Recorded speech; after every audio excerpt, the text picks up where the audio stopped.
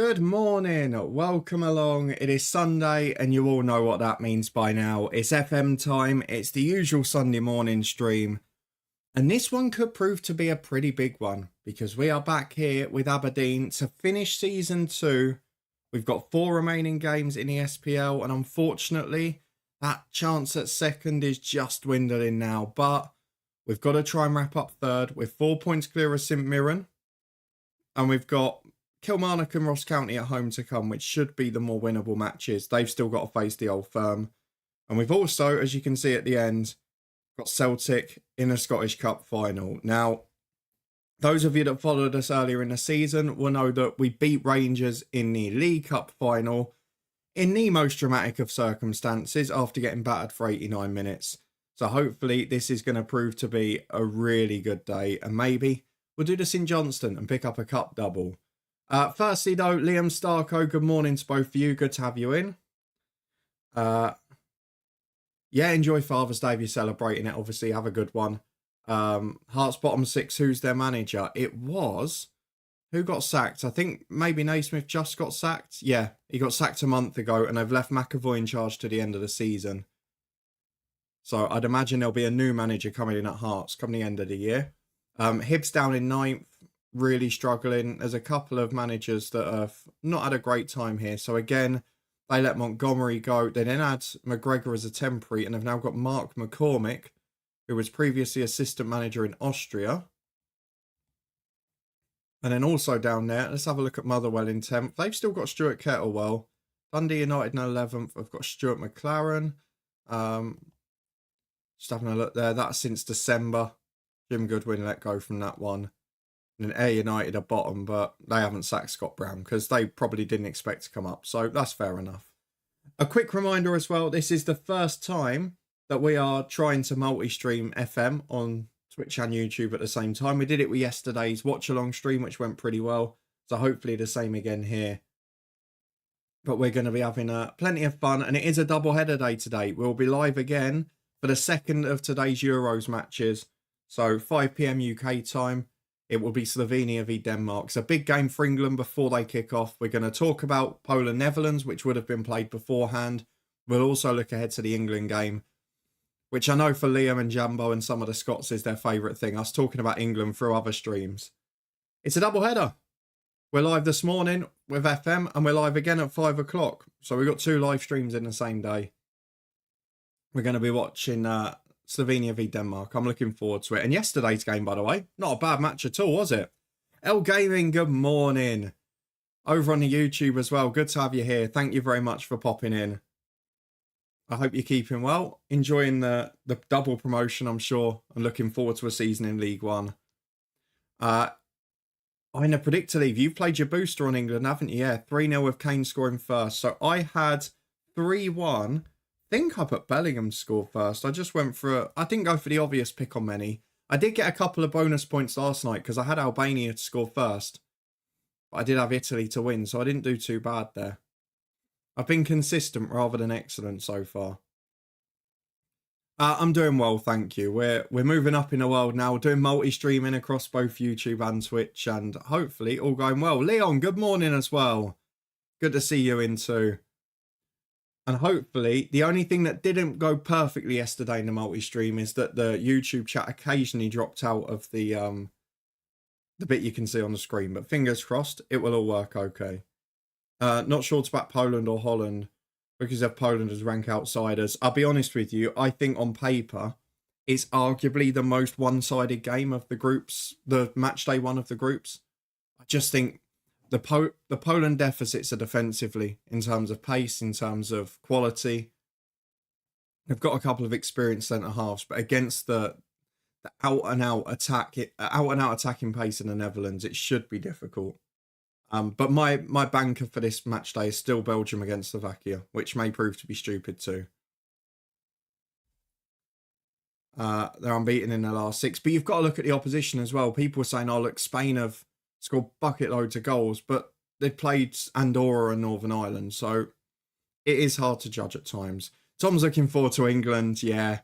I mean, we're going to be live the game before watching Slovenia-Denmark, which I think is a an interesting one. I think Slovenia could cause some trouble in this group. But England, I know we've got trouble defensively, but if we can't break down Serbia's defence, we have got difficulty.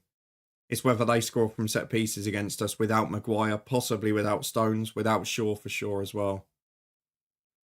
I've been doing your A-levels. I hope they're going well. Fingers crossed all is well on that front and you've not been working yourself too hard. Now looking forward to League One. That's the reward. And I'm weirdly looking forward to the Championship again. A few good away days in there. Thought Poland were poor against Wales, but we were just as poor in fairness. Yeah, I think that's a pretty fair assessment, to be honest. Still optimistic of getting through? Oh, yeah. I think we'll get through the group. But I think in our group, the thing in common is that Denmark, Serbia and us, we're all far better going forward than we are defensively. LUSR. Oh, I thought it was going to be a team name there. Sorry. Demon, thank you very much for the follow. Appreciate you coming in. I speak, welcome in again. Good to have you here.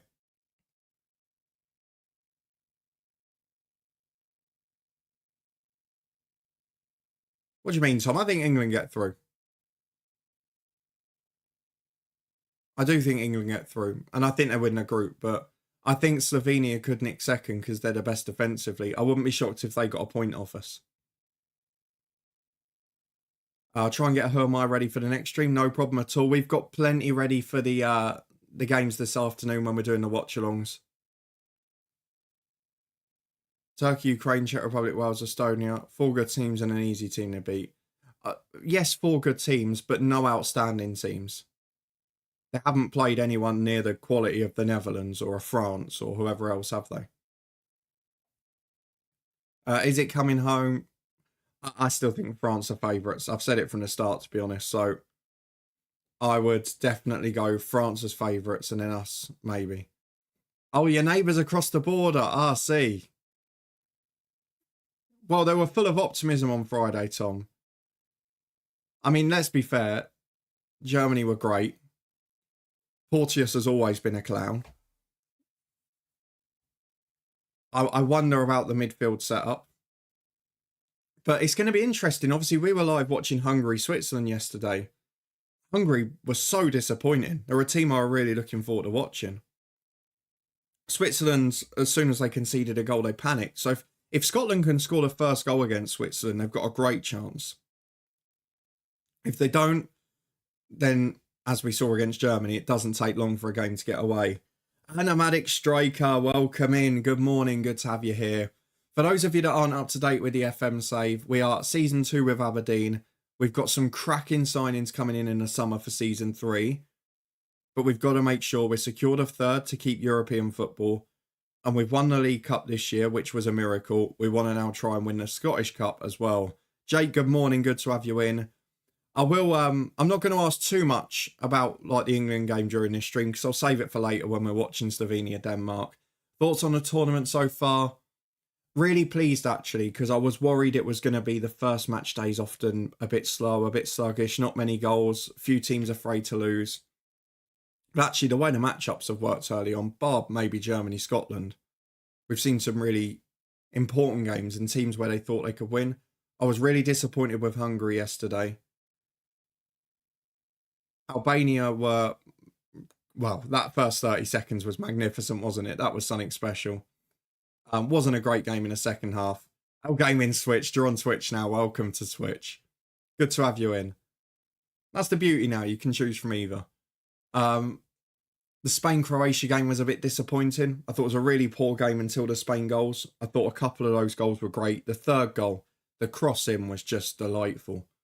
Yeah, Croatia are definitely past their prime now. It's going to be a big game when they play Albania too.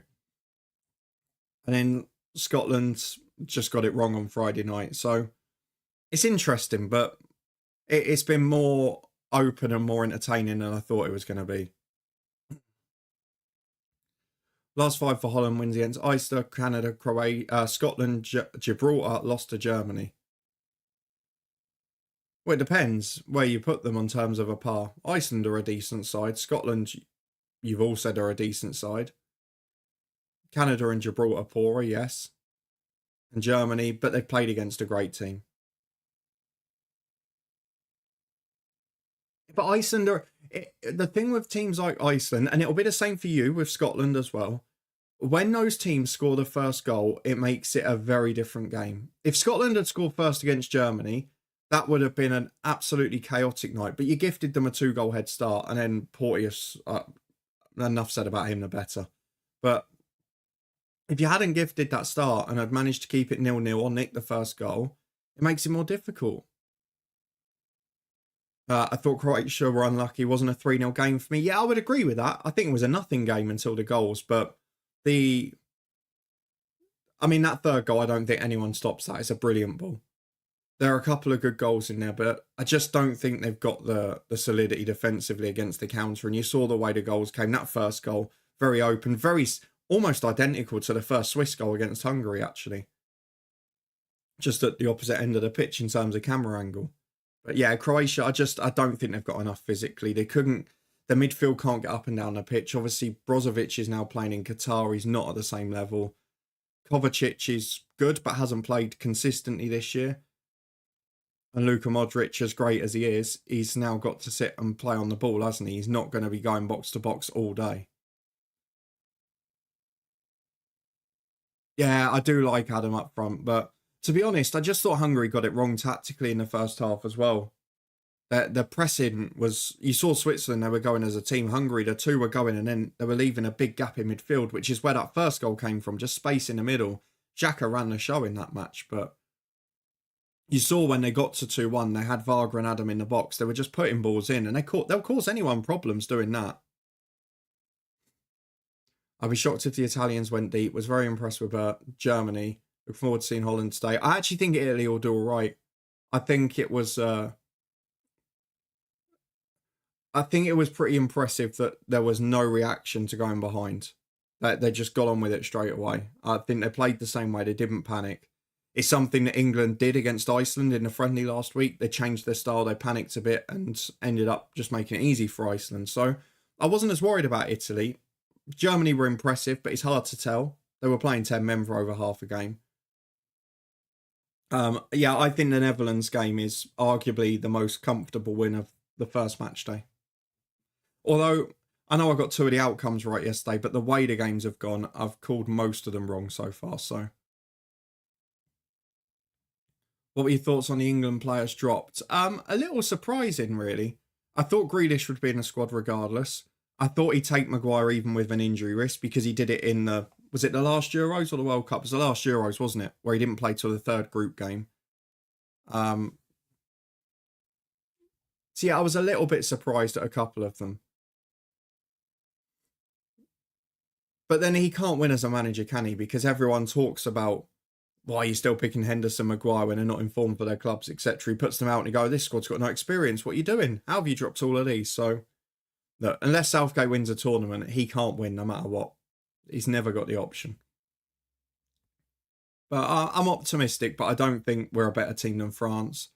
I don't think we're a more balanced team than Portugal if they manage Ronaldo properly instead of just playing him 90 minutes because he's a big name.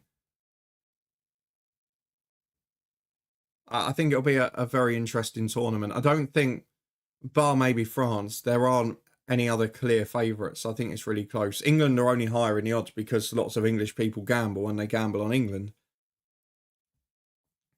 Grealish, the big one for me, is big game now.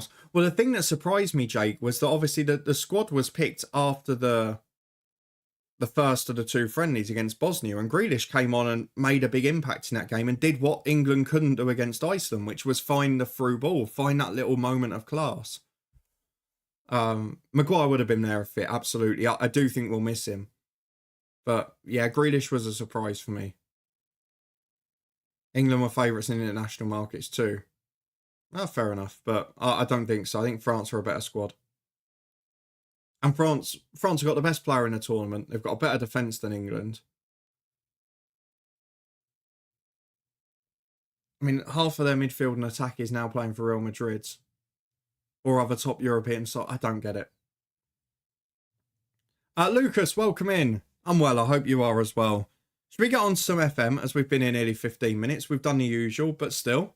We're going to get into our final four league games where ultimately The only thing we've got to do is win at home to Kilmarnock and Ross County. If we do that, we'll be in third. We'll have guaranteed group stage European football for the third year in a row. And then these new signings coming in, we'll have something special to work with. Will we have favourites? I don't know, Tom.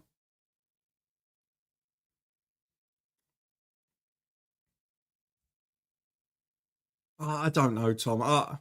Is it the talk about England? But defensively, you look at our defence. Until Shaw's fit with Maguire out, it's an average Premier League defence. We've got a mid-table goalkeeper, a mid-table centre-half, then a top centre-half who's not been playing consistently for about 2 years, a right-back who's exceptional but near in his mid-30s, and we haven't got a left-back fit at the moment. I mean, it's not a great position. We've not got a second holding midfielder. I'd be gobsmacked if France aren't favourites. Walker and Stones elite. Stones is an elite player, but has he been in elite form for any of the last 2 years? I mean, how many league games he started this year? The problem is, Tom, that probably the form players this year, as in the second half, the calendar year, Foden's been far better than Bellingham in the number 10, but Bellingham's going to play. Foden's then going to be pushed out, presumably to the left. Whoever plays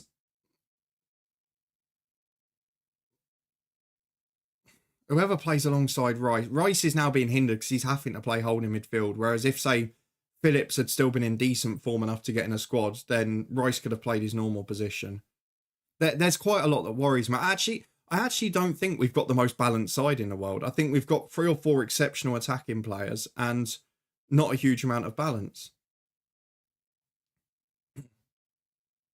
Everything he touches turns to stone. Oh, dear. Walker, best right back in the world. Yeah, there's an argument for that. I mean, I'm not sure what he was doing for the Iceland goal last week, where he was sauntering back slowly. I hope he's not going to play like that. I think Trent will play as the second holding midfielder today, purely because I don't think Southgate is certain on his back 4.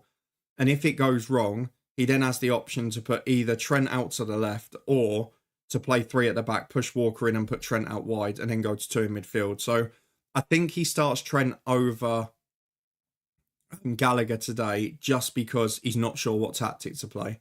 And playing Trent enables him to switch to either without making a sub, is my opinion. Yeah, and I like Guehi, and a lot mentioned about his pace. I actually think he's a really good player, but defensively from set pieces, we're talking about Mitrovic, Vlahovic, people like that. They're a big team, Serbia. Dunk, for me, shouldn't have gone. That's just a personal opinion. I think he's had a really poor season. Konza has been playing predominantly right back for Villa. So yeah, there are a few concerns defensively. I know I go back to it, the holding midfield. I am surprised Barkley didn't go. Because he's natural in that holding role for Luton. He carries the ball, and him and Rice could have just interchanged then, as we were in our best this season. He's going to go to Villa, and in September he'll be in the international squad again. I don't understand it. I don't understand not taking one more in the middle, unless maybe we'll be proven wrong and Wharton or Gallagher will become world class in this tournament. I don't know, but it worries me. It's not even like Barkley had a great season. I actually think he finished the season pretty averagely, having had a good one up to that point about March. But he fits the Gareth Southgate role perfectly, and he's always picked people that fit the role he wants to play tactically. And that's what makes me think that he will go gung-ho this tournament, because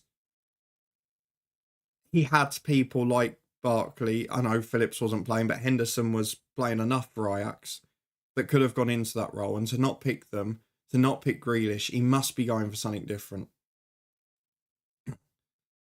Yeah, Ben White would be a real blessing now. Maybe not so much even now, Tom, but after this tournament, when I think if we win it, let's say we win a tournament, Kyle Walker will retire from international duty, in my opinion.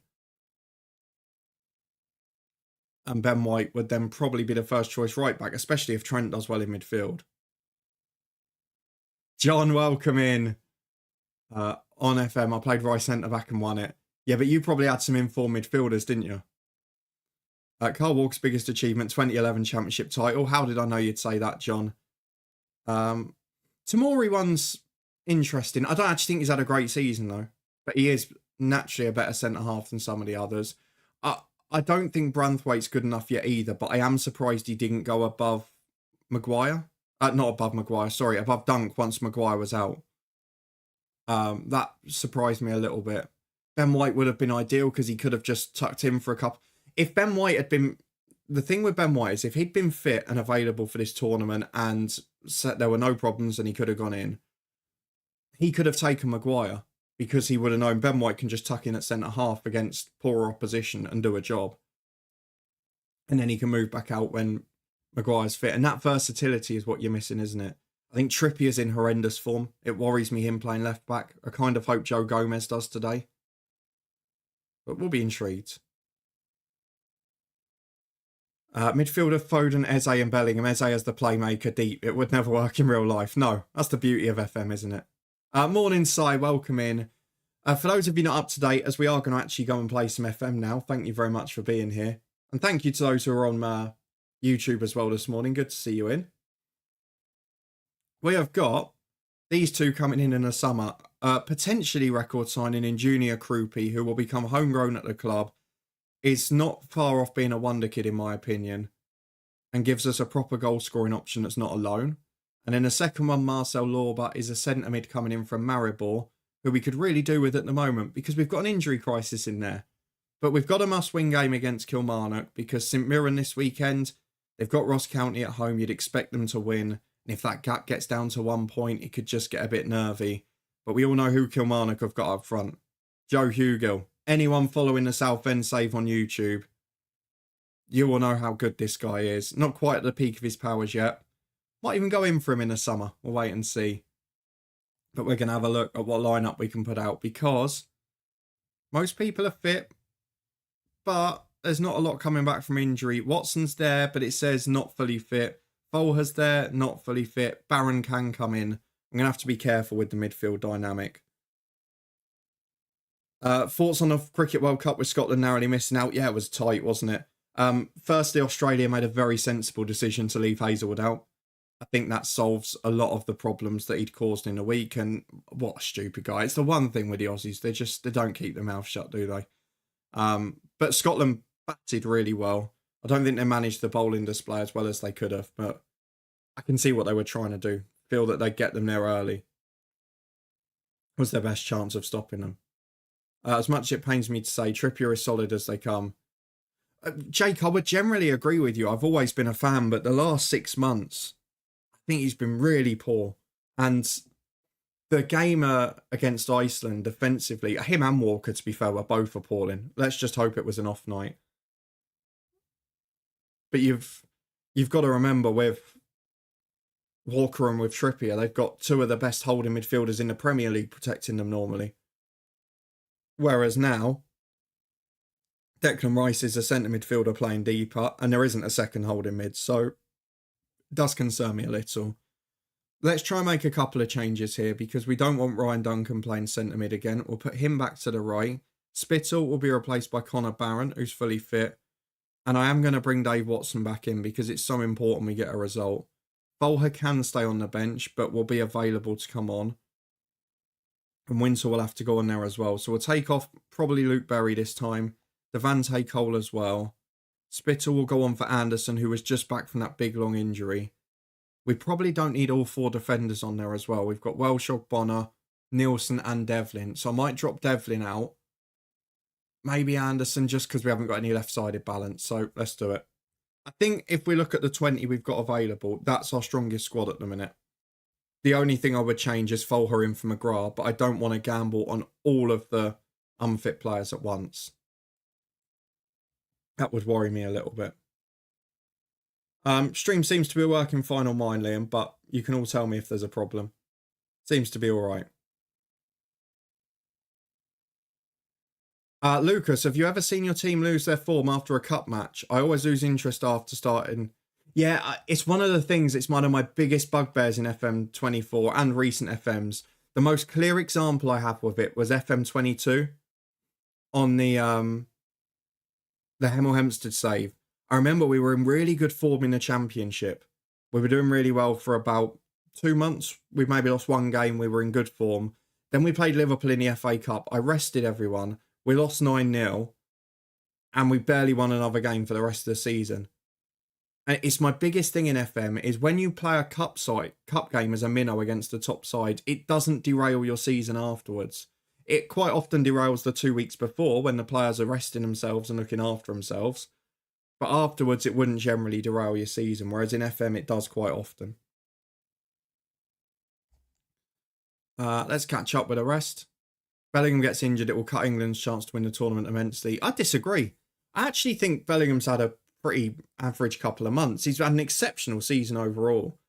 But I don't think he's been great in recent weeks. And I don't really think he'll be the key man in this tournament. I could actually see him perhaps in some games dropping into that second central midfield role, which is where he sort of played in the World Cup matches. I'd rather see, against, say, Slovenia, where we've got to try and break a team down, I'd rather see Bellingham alongside Rice and then Foden further forwards. I think the same issue occurs if Harry Kane gets injured. England have no chance because Watkins is a different type of striker and we'd have to adapt our game. Tony is not in form, has had an injury recently, and I literally think Southgate's taking him to take a penalty late on. Probably a tournament early, but I think Wharton will be a start for them the next World Cup. He's looked brilliant when he's coming at Palace. I've been impressed the 3 or 4 times I've seen him on TV, and the Luton game, I thought he was really good. Saka, Jake, every day of the week. Palmer wasn't brilliant in either of the friendlies. He was the one trying to cause something on Monday, but he missed chances. I don't think he was outstanding. But Saka will start, no doubt. Again, probably, Jake, we're talking about the versatility with Trent. Saka can, at an emergency against a poorer side, drop in as a wing-back if he wants to go to a back three and say we're 1 or we're 20 to go, the back four's not working. He can chuck Trent right wing-back, Saka left wing-back, take Trippier off for another striker and just go for it. Saka will be all right. Bellingham's fitness is more of a concern for me, to be honest. So I really got into my Partick Thistle save in FM16 right now. I loved FM15 and 16 purely because I had brilliant San Marino challenge saves, and they almost got promoted this year. It would have been back, but maybe next year. But yeah, I don't know if those FMs were just brilliant or if I just love those 2 saves. But you know me, I'm still FM09 and FM12 at the minute. I have to say the new interface looks superb. Thanks, Jake. It's, as I've said before, it's the first time we've tried to do something fairly professional with it. There are more changes to come, so we're updating the Twitch panels and some of the things on YouTube as well. But I want to ideally, by FM25, get it to a fairly professional look. It's something that had been lagging behind for a bit. I'd never changed the Twitch look, and since I'd started it up, which I wanted to do. And it just makes it a little bit easier for watch-alongs, for co-op streams, if we're doing network saves and things as well. So, fingers crossed. Scotty Mac, good morning. Good to have you in. And obviously on the podcast, we're doing championship watch-alongs next year, which is part of the reason we had this set up. So you'll see something very similar there, but with a different colour scheme. I'm from the Netherlands, I speak. Your thoughts on the Dutch team? I think it's very good. So going forward, the Dutch team is exceptional. I think the pace on the break is going to cause trouble for a lot of teams. We saw it with Switzerland against Hungary yesterday. I still worry a little bit defensively. It's not as strong as it has been in previous years. But as I say, bar France, I think the tournament's open. I don't think there's an awful lot between the likes of England, Portugal, Germany, the Netherlands, Italy. I think there are so many teams that are pretty evenly balanced, and it just comes down to draws and moments in one-off games. The only question for the Netherlands, and it's much the same as it has been for England for 50, 60 years, is can you go and do it when the big game comes along? And that's where we've both fallen short a number of times. As we're into our first game, Aberdeen v Kilmarnock. We're playing 5th, St Mirren are playing 6th. I really feel we've got to win. He's given a penalty in the first couple of minutes. You've got to be kidding me. It's so soft. There's so many penalties.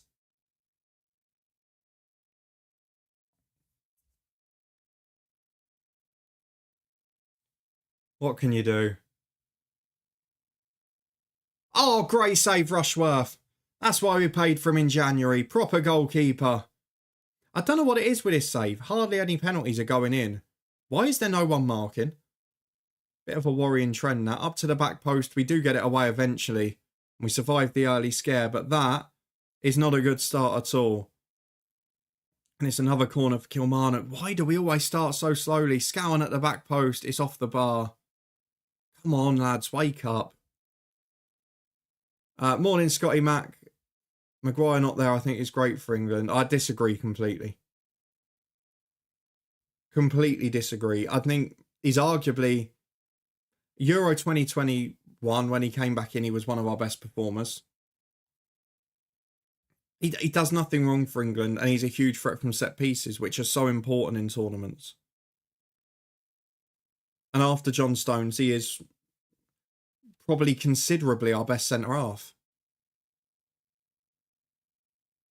Yeah, I think other than Stones, there is no one close to Maguire, which is why he played even when he was in poor form. And I'm still surprised he didn't take him, even with the injury.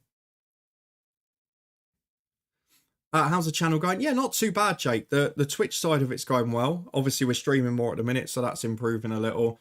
Some of the recent partnerships, such as the HelloFresh one, are really important.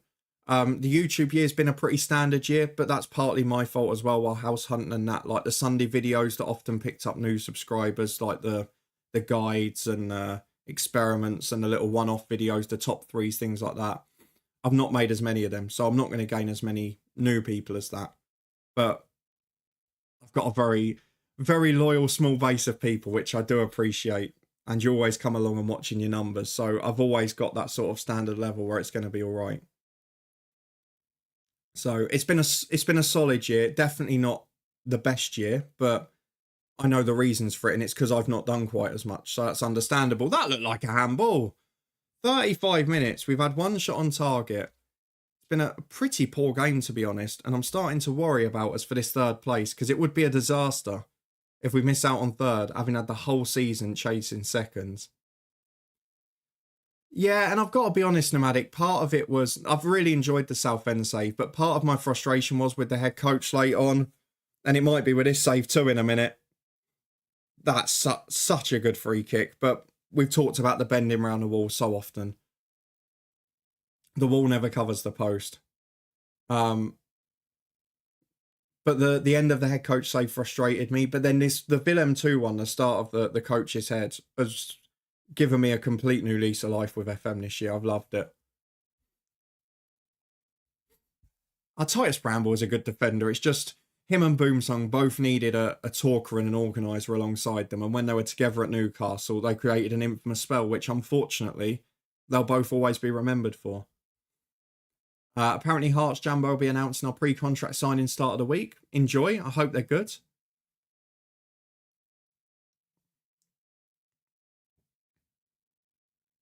Penalty save ratio on this year's FM's a joke. I've said it for years. The attribute's pointless. We've got penalty takers in this team with 18, 16 and 15 attributes, which is better than anyone we've had in the Southend save.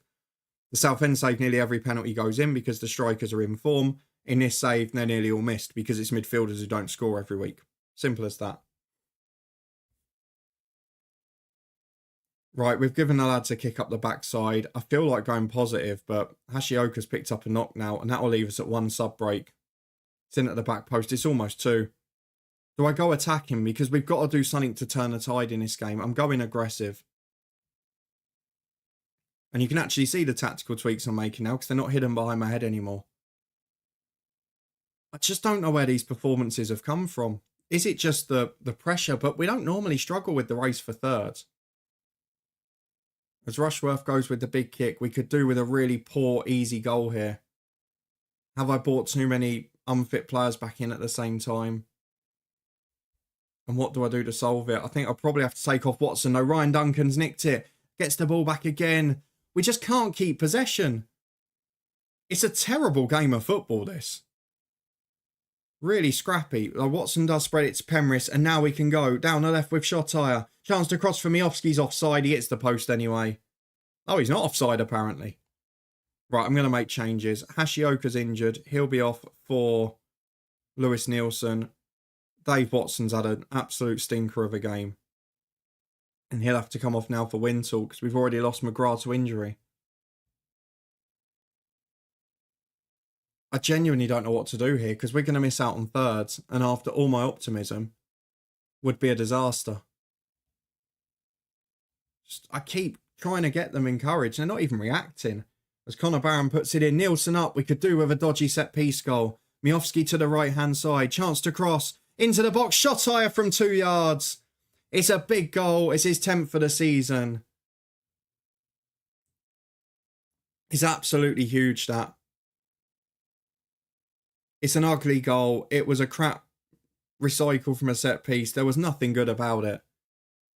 But we've got to be pleased with the fact that we've got the result. That's all we really wanted, isn't it? Thank you everyone watching on Twitch and YouTube as well. Good to have you in. We are getting to the final 20 here. We're back on terms. And I'm going to make changes because Gartenman's had an awful game. So Welsh will come on. And then what do we do elsewhere? I've got to throw Obafemi on you, Phil. I'm going to bring him on for Duncan. I'm going to go 3 wingers on attack. We're just going to go for it.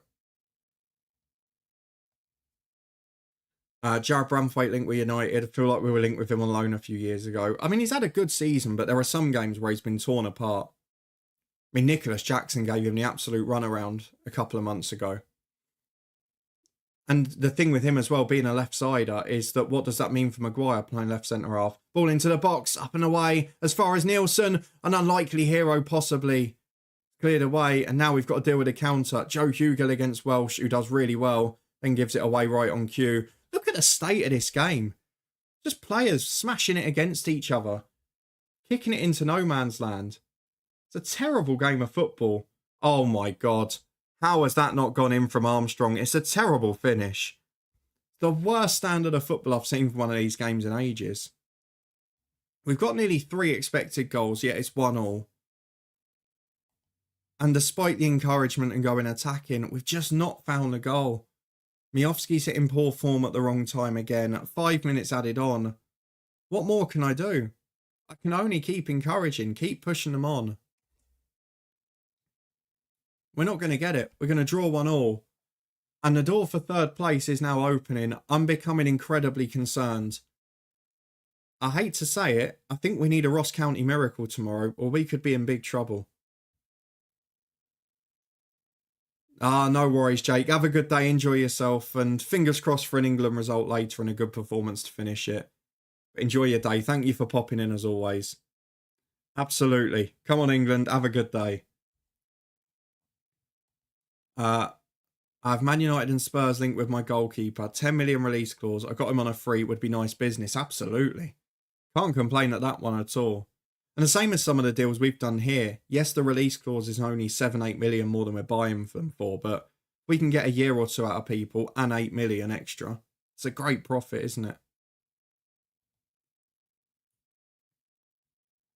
I mean, I've just got to hope these boys get fit and in time, but Hashioka's now out for the season as well as Clarkson. We haven't qualified for the Europa League. What are you on about? We haven't qualified for the Europa League. We've guaranteed 4th. We've not guaranteed 3rd. And the coefficient of Scotland, I'm pretty sure, has not improved that much. Scotland's in 10th. It's going above Belgium to 9th. There's no one below going above, other than maybe Austria are close and the Czech Republic are close. But what does 9th mean? Does that change anything? 9th means an extra place for, or an extra league path there. Oh, what's that we've got? Liam, gifted sub. Thank you very much. That scared the life out of me, that sound. To Ionic Cloth as well, one of the regular watchers. Thank you very much for that. Appreciate the kindness. Lovely way to finish the weekend, that. But yeah, Scott, you've got to take it if you can get that. My save Scotland dropped to 14th. I mean, obviously we've been a part of it, which has helped, but I'm just looking at 9th. It doesn't change anything, does it, for us? We would be in the Europa League third qualifier or whatever it is.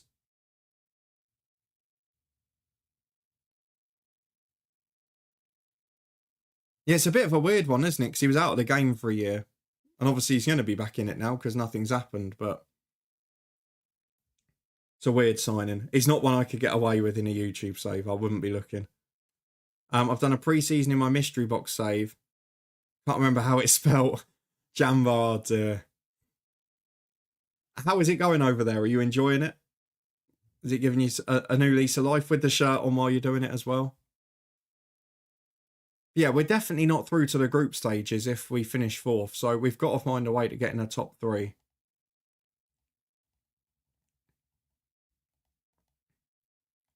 I think there was part of me worrying about the signings we were going to make this summer, whether I was going to have the change of tactical style and whether it was going to work. But I think our form in recent weeks has told me I've got to do it. So next season, we're going to change to a 4-2-3-1 with 2 sitting midfielders, an attacking midfielder number 10, which will be Krupi, behind Miofsky, and then 2 wingers, which we're going to definitely try and upgrade on the right-hand side. Jambo's fine, did it last night. We need a CAM. So I'm in the middle of signing 1 loan. Oh, fair play. Who else have you signed at Plymouth, I speak? I want to know some of the players you've been bringing in. Have you got for another half a season yet? I've been managing Djurgården 17 years into a European journeyman. It's a lot of fun. And I think that's something what I've probably prioritised again since this summer with this save and with the Willem too, which is it's sort of a lesson that came from earlier in the head coach, which was I was so rigid in sticking to that I've got to take the option that I would in real life. But actually, part of the fun of my channel, I guess, has been do the saves that you enjoy. And Willem 2 is the save I wanted to do. It's been brilliant fun. This save's been fun, although it doesn't look like it this morning. So I'm really thinking about that for next year. Like, I didn't want to do another English bottom to top save, but then Bournemouth got relegated, and I thought, but that's the save I'd probably do if I was managing off camera without a YouTube channel. So I probably will do it, you know. St Mirren have beaten Ross County 2-0. Rangers have drawn. Remarkably, we can still finish second. But St Mirren are only 2 points behind us now, and I am becoming, I think concerned is the wrong word. I'm cacking my pants, if I'm being honest with you. What's your record like at your gardens? Some of the stars you've had along the way, who are they?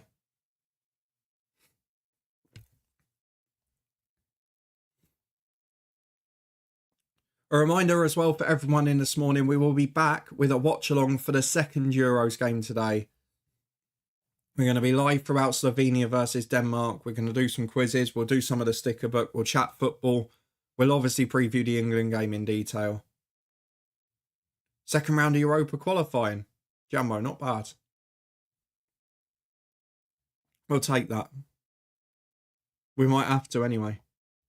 If we can just sneak third, I know next season will be a big year. I think that's the frustration with it.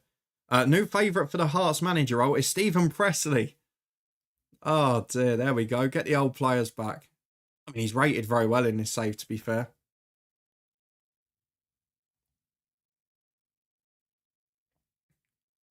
Ah, Jambo.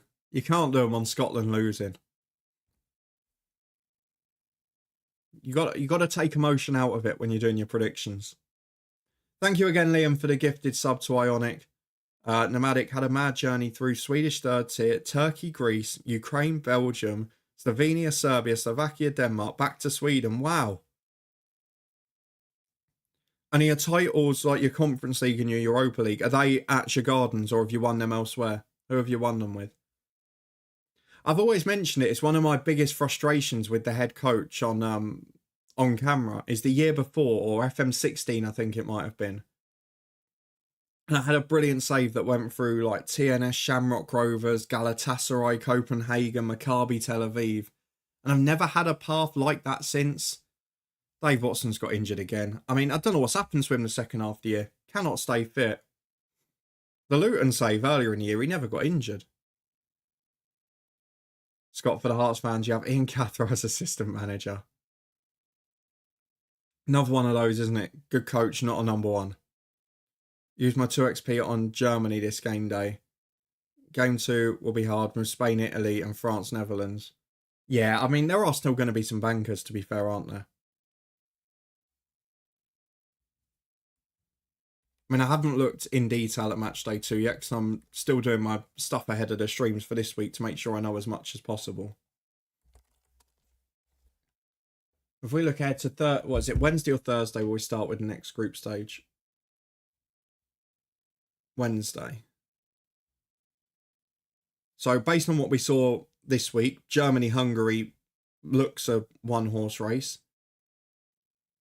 Friday, yeah, they're quite tight games, to be fair. Saturday, no, that's quite a tight match day. I think I'll probably use my double for the second match day then on Germany-Hungary, based on what we've seen so far.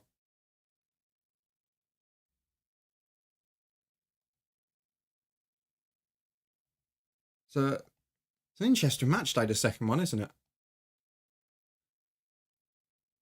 Conference League at Dinamo Kiev, Angers Gardens. Europa League at Red Star. Wow. Imagine you'd done that in real life. You'd be the old school hero there for taking them back. I've played 2.5 seasons now, all on freeze. David Brooks, Gennaro Totino, Tommy Doyle, Lucien Agume. Yeah, we had him in last year. Flynn Downs, a good signing. Max Lowe, just gone to Sheffield Wednesday in real life, hasn't he? Nat Phillips, Totti, Troy Parrott, Mason Holgate. Oh, so you've got a really solid team then. Another injury. God, we can't keep people fit. I'm going to rest everyone against Celtic again, by the way. Who's not got a very light match, though, because St Mirren on the Wednesday is now a huge game. Board have announced a new stadium. 16.5 capacity, 10 more than the current one. It's kind of my hold back in FM09, Scott, with Hamilton. The board upgraded it by 1,400 seats, so I think we're in the high 7s now, but it's not enough. And I've got to that stage where I'm in the 4th season. All those 5-year deals I gave at the start to Gibson, to Easton, to MacArthur, to McCarthy are coming towards an end in just under 2 seasons. And I need some money. And obviously the Europa League's not quite as lucrative back then, which makes it quite difficult.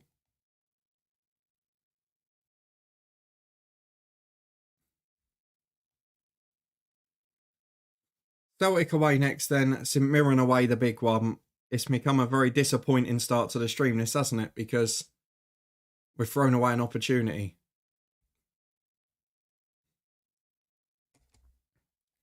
And depending on what game St Mirren have got, if they've got Kilmarnock this week, they could actually go above us, which puts a lot of pressure on.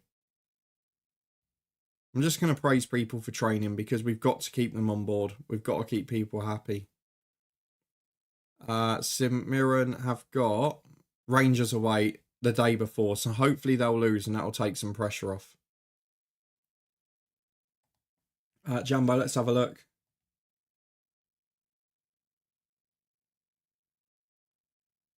Yeah, the Dutch fans are always great though. Yeah, Nomadic, are you deliberately avoiding the big leagues, or has it just sort of happened by chance?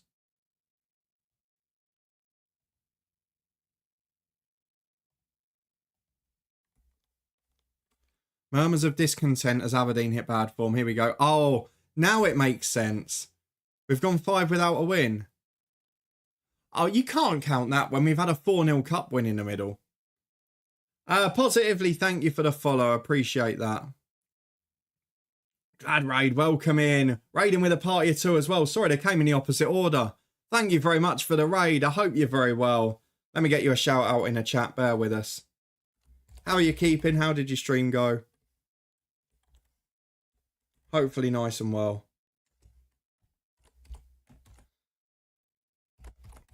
We're coming towards the squeaky end of the season with Aberdeen.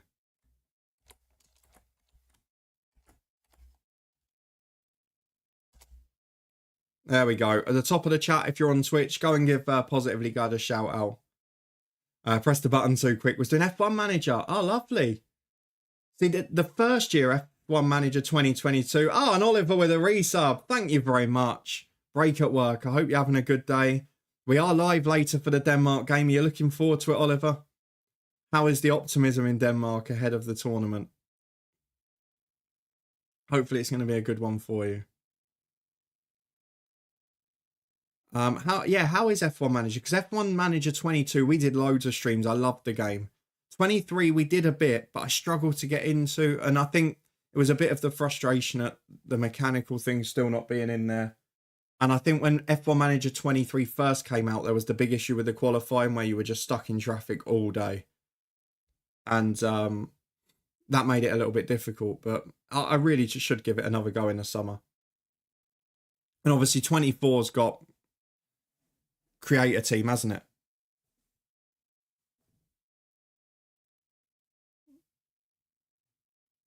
So I'm looking forward to playing that. Doing a solo save warrant and we're not allowed to sign anyone unless they're in the inbox. Wow. Lovely. Oliver, pessimism, really? I was interested because all of us, bar Slovenia, are pretty poor defensively and are focusing on going forwards. I think Slovenia can cause trouble in a group. I think if we don't win today, we might make it hard work for ourselves. I'm really intrigued by the Slovenia-Denmark game because Denmark have got quality going forward. Slovenia are organised and are going to try and hit on the counter. We've seen that work both ways, haven't we? Between, say, Switzerland and Scotland in the last couple of days. Motorsport Manager was way better than F1 Manager in my opinion. The first F1 Manager I really loved. But I did struggle to get into last year's. 23 is tricky, but once you nail the development, it becomes brilliant. Oh, fair enough. I'm glad you're enjoying it. That's the main thing. No worries. Have a good race. Enjoy it.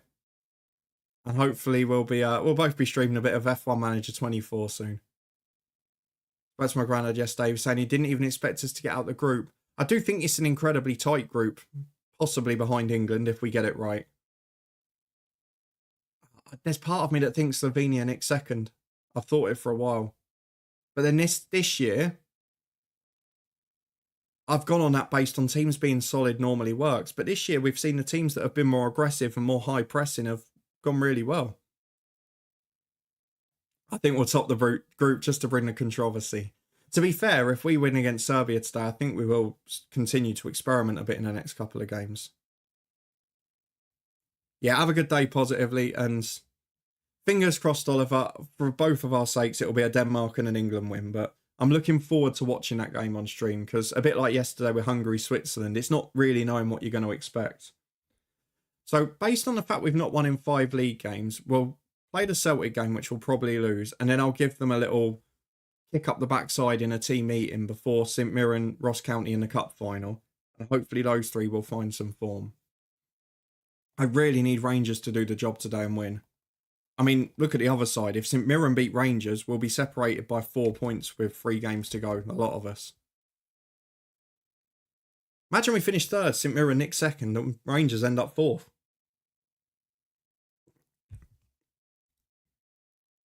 Wouldn't be ideal for Scottish football, that, would it? Here is Rangers St Mirren. We need a home win. We've got a home win. It came late as well. They were 2-1 down for a long time. I'm going to have to sign Lewis Jameson, aren't I? He just keeps scoring goals. He's got it about him. Rangers win. We stay 2 points clear of St Mirren, which means we don't have to worry about losing to Celtic. But then we've got to beat Ross County, and we've probably got to draw against St Mirren. Morten Hjulmand has to play, though. He's an absolute tank in the midfield. First game for Denmark, and he was squaring up to Granit Xhaka. It's hard to know whether that's a good thing or not in the long term. But I do think it's going to be a fun group. Lots of entertainment in there. Zulic at Viborg is being linked with us. Don't mind me if we get a Viborg player. He's a left-sider, so might struggle to get in the team with Liam Scales as well, but we'll keep an eye on him.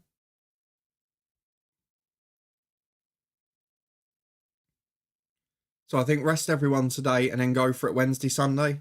Probably the policy. Especially with the extra injuries as well. You can see how many fitness tests there are, how many people aren't fully fit. I think we're just going to go and sit behind the ball and try and do our best. Celtic have won the league already, so hopefully... I mean, are they playing a few youngsters or something? I don't know. It looks like a pretty strong team to me.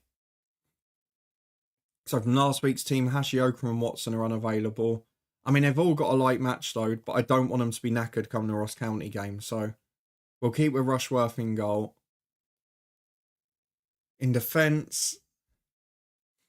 another raid. Hunkleberry, welcome in. Thank you very much for the raid. Do appreciate that. CG, welcome in as well. They're all coming this morning. Let me get you a nice shout out quickly. We regularly go over to him. He's a good streamer, so go and give him a follow if you haven't before. You can find the link at the top of the chat there. We are here with Aberdeen. We've got 3 league games to go, and from chasing Rangers in second most of the years, we've now got ourselves in a position where St Mirren could catch us for 4th. We're only 2 points clear of them, and as you can see, we're taking a bit of a gamble now, going away to Celtic. We're going to rest everyone and then try first team against St Mirren in the big game on Wednesday and Ross County next Sunday. Now, with Aberdeen, we have had a seismic moment this year, which is we've won the League Cup in the most dramatic of circumstances. 90th minute equaliser against Rangers and then nicked it in extra time. However, with great signings coming in the summer and quite a lot of money committed, I really need that 3rd place and guaranteed European football, which we're basically leaving to the final 2 games. Yeah, I got Garterman in permanently after the first year, and I can assure you I'll be replacing him next season because he's been crap. First season he was good, this season not so much. Yeah, Garterman stayed. Star signing, Shola Shotsire on the left. We've kept Miofsky. Duck went for massive money. I know that's not how we pronounce it, but we're having a laugh here. And at the back, 37-year-old Angelo Ogbonna. And a big name, Davy Watson, who cannot stay fit to save his life, was the big signing we made after season 1. But we're probably losing him for his release clause this summer. Let's get our backup team picked then. I think Nicky Devlin's going to get possibly his final run out for the club. On the left, I have no idea who to pick. Do I throw Ogbonna out there and just accept a hammering? I think we do. We've also got to be wary that Hashioka's out injured midweek. So we have to gamble a little bit in the centre as well. He keeps getting beat by the mighty Ross County. I do. And the Ross County game on the final day might be the one that costs us. Wentle's going in a holding role because Watson should be fit on Wednesday. Let's put in the certainties from our backup 11. Blair Spittle can play. Obafemi can play. Anderson's still not fit on the left. No idea where to go. How did your save go, Hunkleberry, as well? I hope well. Devante Cole's going to get a run out on the left. This is such a poor side we're putting out. Final game for Luke Berry? Or do we bring in Folher and McGrath? I think we're going to go for that duo. One of them can stay fit for midweek then. And then it's just centre-half. I think we'll go for Nielsen and Welsh. It's not inspiring by any stretch, but hopefully it'll be enough to not lose by 10. We'll go Fredericks on the bench, Scales, Garterman, Berry, Barron, Duncan, Shottire, Miofsky. And then if by some sort of miracle we do find ourselves in a position where it's 1-0 or 0-0 or 1-0, we can go really big with a big push with the big stars at the end. For now, though, anything other than a 5-0 defeat would be pretty good going, I'd say. But thank you to everyone who's got involved as well today. Lovely to see a few raids. Thank you to all the new faces and those trying us out on YouTube as we're having a go at multi-streaming today and seeing how it works. We are back later today. We're going to be doing a watch-along for Slovenia, Denmark and building up to the England game too. As Brendan Rodgers has gone very strong for a manager who's won the league already. A little bit upset about that. Thought he might put a few kids out, but let's get through the dressing room. We got nothing to lose. I think, I don't want to come across as too negative here, but we're going to go and drop the line of engagement. We're going to slow the pace down. We're going to time waste. We're going to play very much to keep the score down here because our goal difference at the moment is vastly superior. And I want to make sure it stays that way if possible. Let's just hope we can stop this from getting ugly. How many does Celtic win by? I'll tell you what else we're going to do actually as we're getting in here. We'll put the fullbacks on defend. We don't need them going forwards. Not when they're Ogbonna and Devlin, anyway. The rest of it can stay the same.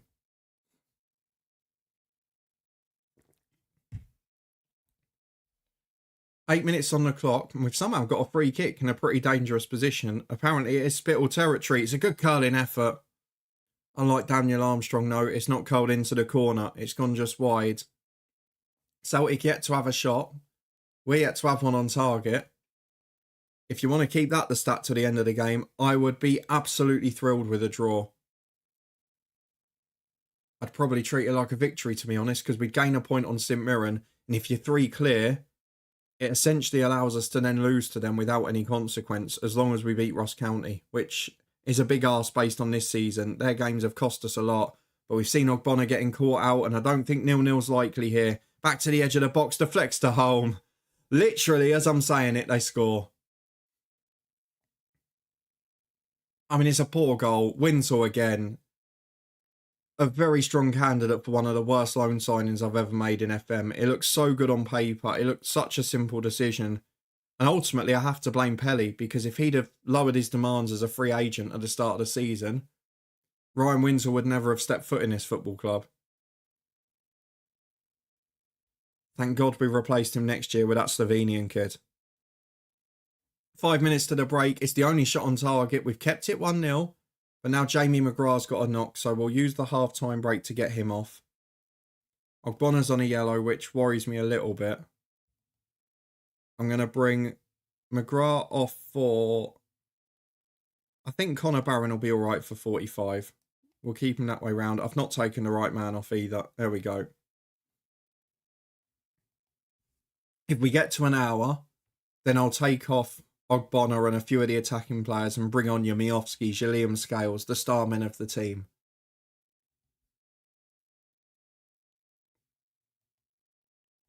And try and make this a big effort, because with an hour gone, just don't concede here and we'll go for it. It's all I'm asking. Johnston goes back to Reyes. They're playing a back 3 Celtic there, or if they just tucked one in. I think they might have just tucked their right back in.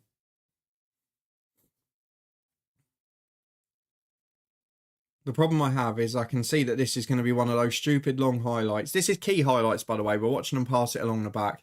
But they're going to flick the switch. They're going to score for 2-0. And they're going to ruin my plans, aren't they? Amfist on the right. He's going to skin Ogbonna again. Gets to the byline. Cuts back. Predictable. Foal has beaten. It's over the bar. We survive it. Right, here we go. Ogbonna off for Liam Scales.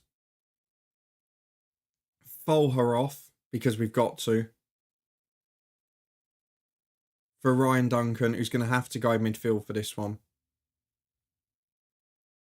And then Devante Cole out for Shotire. Miofsky on for Obafemi. Do I even push Scales to a support duty? Quite possibly for this one, I think.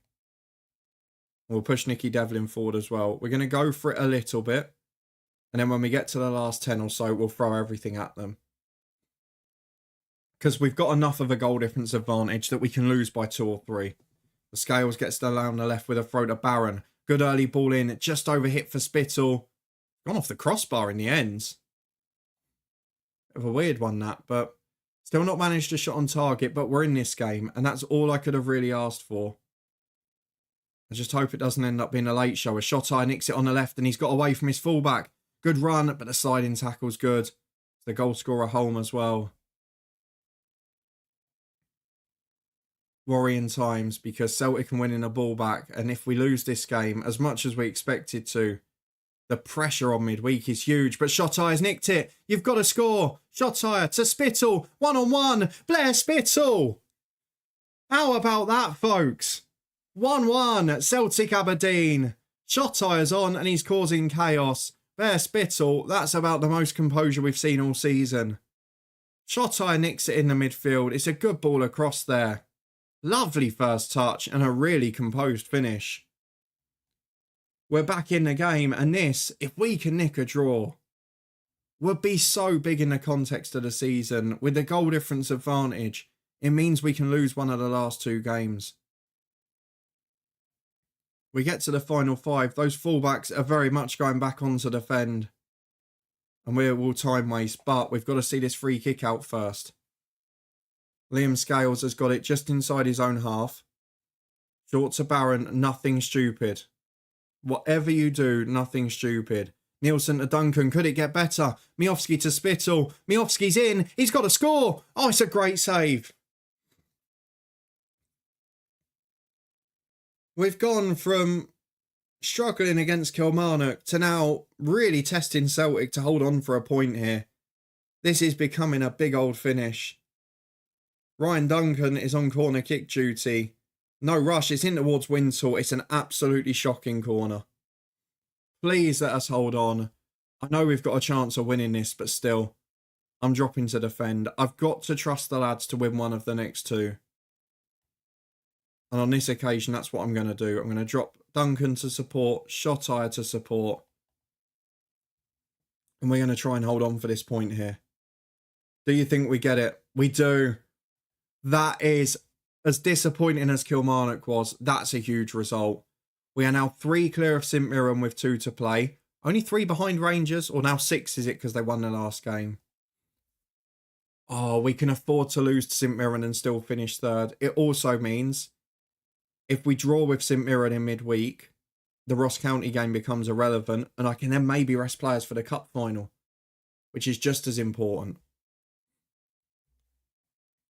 That's a huge result. Absolutely love it. So the next game is 3 days' time. St Mirren away are in 4th. And if we draw, we've guaranteed finishing above them again. But it's definitely fair to say that us and St Mirren are getting a lot closer to Rangers now. And next season, with those 2 big signings coming in, it could get very interesting. And that game gives me a lot of hope for the Scottish Cup final against Celtic.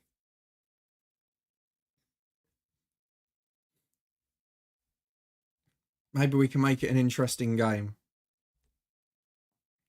Sockler man of the match for Hearts in a game against Hibs. There'll be a hero there then.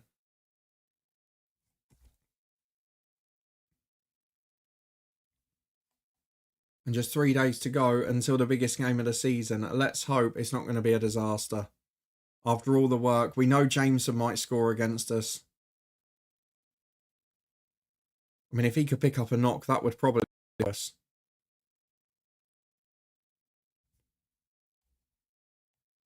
But it's just about doing it by any means possible now. I forgot Josh Chinelli's there. We had him on loan for the second half of the first season. He was useless, by the way. So I'll be intrigued to see how he gets on. Gartman's cheered up on my comments, but he won't be a first choice player next year.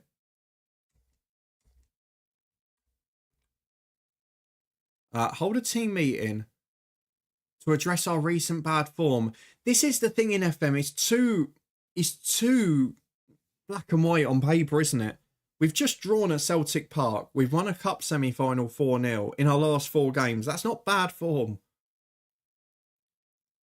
What are we going to say? We haven't had the best run-in, but we can still qualify for the Europa League with a draw here. Let's be ready. We've got the positive reaction. That's what we wanted.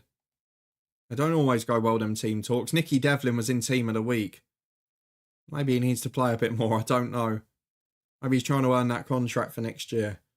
Scott, Europa League qualifier against PAOK. Lost the away leg 3-1. Won the home leg 3-1. Now it's the penalty shootout. Well, I hope you have better luck than me with penalties this year. Let's put it that way.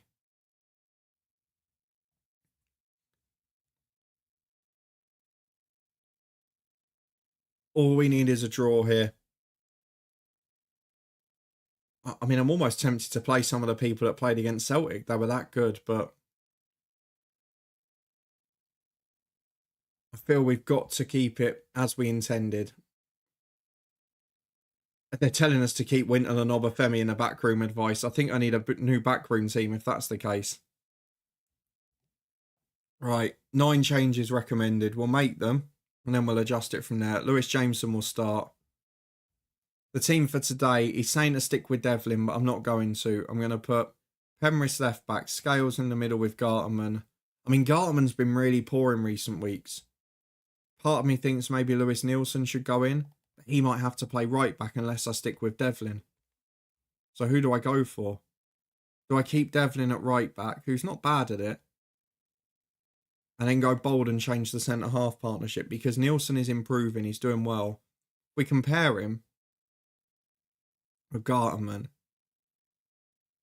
mean, he's better technically and on the ball. He's not as good in the air. He's not as quick. I think I have to stick with the experienced ones today. But if he has a poor game, then against Ross County, he won't play. Dave Watson has got struggles with fitness again. I'm going to drop Connor Barron in. And I'm going to play... Have I got any other options? Bolher's there. McGrath's half fit. Could do those two again. Or do I have to play Watson in the big game, sorry. Let's do it. Dave Watson plays. Shotire, Duncan or Spittle, because Spittle was excellent last match, but again, he's a little bit fatigued. And Duncan's still in a better form, so we're going to go with that. Anderson on the bench for Devante Cole. I think that leaves us with 3 good defenders on the bench. A centre forward who's not great, we know. 2 wingers and 2 centre mids, right? I think we've got to take that. McBurney scores a hat-trick in the game and misses the penalty to win the shootout. There is FM in a classic moment, Scott. Sums it up beautifully. Exactly what you want to hear, isn't it? I'm going to stick with this team. It's all changed from Celtic, but we've got to find a way. And that may mean going defensive later on. But for now, can we find a result? We just need the strikers scoring. We need people in form. Mackenzie's dropping out. He's been on loan at St Mirren and has helped them up there. Oh, Roddy McGregor misses. Oh, that's a disaster. Roddy McGregor misses the penalty to keep us in. Conference League it is. Might not be a bad thing though, Scott, in terms of coefficient and results. As we've got an early throw on the left with Penrith. Can it be our turn to get the early success? Barron to Shotire. Barron again. The space on the edge. If someone can find a shot, Folher to Devlin. Wouldn't expect it to be him. He's now lost the ball twice, but he's won it back twice as well. Then he's given it away a 3rd time. Nicky Devlin. Why did I make the decision? Why did I just change from what I was going to do? It's going to cost me a goal. Oh my God. In a second minute.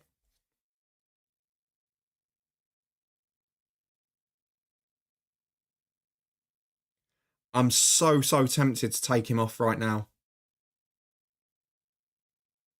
It's Lewis Jameson again. We have to sign him. I don't care how poorly he's rated.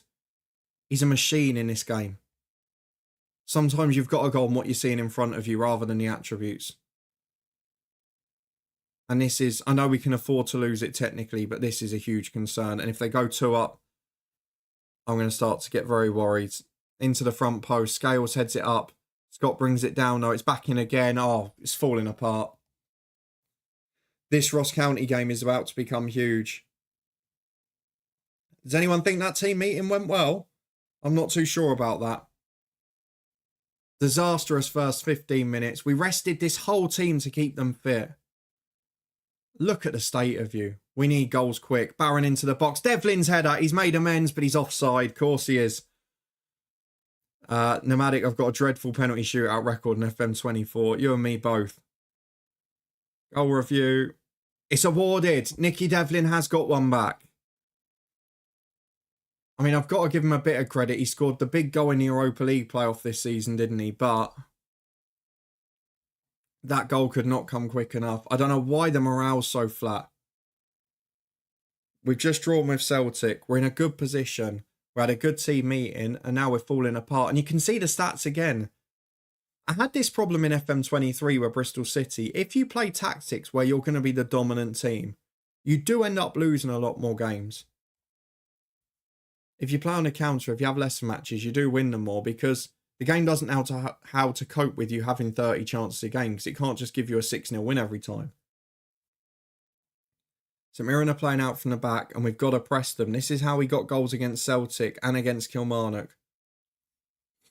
Can we do it here? They play into the middle. Connor Barron's nicked it. Level at half-time would be a treat. Barron goes through. Barron's in. That is sensational from Connor Barron. That's why we gave him the new deal. That's why he's wanted across Europe in real life. St Mirren 2, Aberdeen 2. The comeback for now is complete. And yet again, this whole match has just been a comedy of errors. But once he got it, Connor Barron, sensational. Through the team, one-on-one, composed as you like into the corner. St Mirren 2, Aberdeen 2. As it stands, we will be guaranteed Europa League or Europa Conference group stage football again next year. And at half-time, Nicky Devlin is knackered. And I think I'm going to make that first change straight away. It will be Lewis Nielsen on there. And we're going to leave the rest for now. But into the second half we go. It is 2-2. And we've got ourselves a bot there, haven't we? Bear with me a moment. And off we go. Haven't had them for a while. We've started getting them the last few days again. Not sure why. Janelli works down the right to Jameson. Do not do the same in the second half. You've worked so hard to get back into this game and you're going to throw it away at the start of the half again. Craig into Jameson. He's one-on-one. He don't miss. Oh, it's deflected onto the post. Scales does so well there. Gets a block on it. Sensational defending. You've got to give him credit. We've got a free kick with Connor Barron into the box. Garterman's unmarked. Oh, you've not missed. You've not missed Stefan Garterman.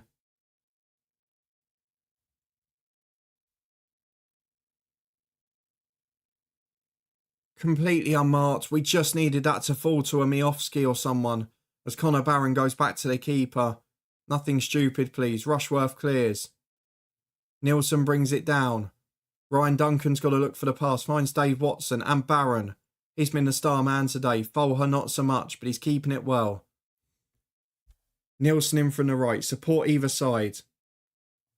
Back to Liam Scales. Forward to Connor Barron. Back to Scales again. It's possession. But where's it going to lead? We're controlling the game, but we've got to have something at the end. Nielsen keeps it again. Good run inside. Ryan Duncan's there. Two in the middle. Got a pass. Duncan. Miofsky. 3-2. When it matters most, Bojan Miofsky's turned up. And after a 2-goal head start for St Mirren, we are back in front. That's a big goal. Now the lads are unhappy because I encouraged them, but by the time that got onto the pitch to 3-2 up, don't get why the touchline shouts aren't instant. They would be in real life. No, I'm so sad. I've no joy in FM anymore. Acceleration and pace are the only attributes that matters. Oh, I disagree. I've had more success with a target man this year than ever. Joe Hugill scoring goals galore at high level, and Harry Cardwell. And Aaron Presley, despite having no pace. I'd argue the opposite. I'd argue that it's height and strength and aerial threat that's more important. I mean, I still don't think that's the healthy, balanced game we're looking for, but I wouldn't agree with acceleration and pace. I would say maybe 70% of my attacking goals this year across all saves have been scored by sort of target man type strikers rather than in behind runners. Yeah, Nomadic, I'd say the same. And I mean, Miofsky, to be fair, is relatively quick, but he's not exceptionally pacey. But yeah, with Cardwell and Presley, they couldn't run, and they both had exceptional times for me. I'm going to take off Folher for McGrath, and I'm going to take off Watson for Winsell, because I've got to keep them fit. Jota has not had the best game, so I'm going to try and give Anderson a few minutes back from injury. And I'm going to leave the last sub, because I don't want to have a risk of being down to 10. 20 minutes to go. Remember, a draw's enough here, so if we can just get towards the end of the game, we can start to enjoy it. Penrith is knackered at left back. Gartman's had a really poor game at centre half again. And Rushworth's got the opportunity to play forward. It's a big long ball over the top. Miofsky can get there because Hanley's made the mistake. He's rounded the keeper. It's an acute angle, but Bojan Miofsky has scored. And now I'm going to give him a rest because I know Penrith is tired. But Miofsky is going to be the most important player for the cup final. So Obafemi gets 10 minutes. And we're going to enjoy it. Scott, I've Ollie McBurney up front. He's slower than a snail going backwards, but scores plenty. Watched a video yesterday. Player with 160 CA getting consistent Premier League placements. But I'll say this from someone making a video. You can change a video. to suit any argument, I could make a video that would suggest that only pace is important, and I could make a video that would suggest only strength is important. And it is part of some experiments I'm doing in the future. And the reason I know that this isn't true is because I've done a pace experiment recently that hasn't yet come out. But I would say that's not true this year. I don't think it's perfectly balanced. I actually think the target man role is overrated this year, in terms of if you've got the heading and the strength and etc. But I don't think that's true. As Barron makes it 5-2, I wouldn't believe everything you see in a video. We do make Europe then, Liam. We've left it to the penultimate game. From 2-0 down to win 5-2. Lucky deflection there. It's turning into our day, isn't it? But Connor Barron deserves that. What a day he's had. 2 goals for him. And for the 3rd season in a row, Aberdeen wrap up 3rd place. 2 of them under our management. And now we'll be guaranteed European group stage football, which with the big investment in Krupi and Lorber for next year is going to be absolutely essential. Because then I do feel we've got the chance of challenging second. Now we can rest a few against Ross County if need be, and look all ahead to the Scottish Cup final to finish the stream, where Celtic will be a pretty tough challenge, I think.